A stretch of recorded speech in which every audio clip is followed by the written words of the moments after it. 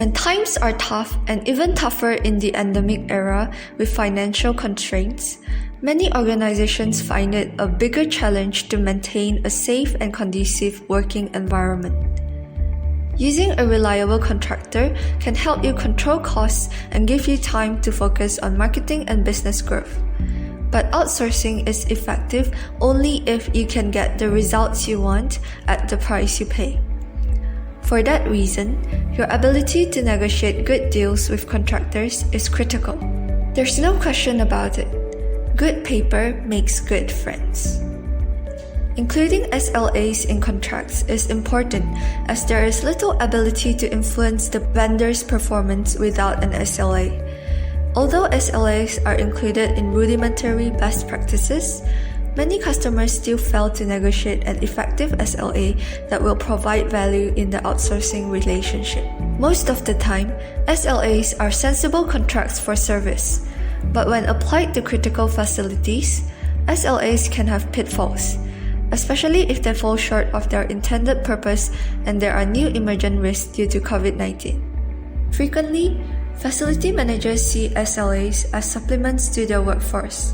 They do not consider that vendors hired through an SLA may need even more supervision and management than in-house staff to ensure proper job quality. It is up to facility managers to make sure the vendors put the right amount of effort into the quality of service it delivers. Do your roles involve these at work? Do you need to audit and review SLAs for continual improvement of facility management services?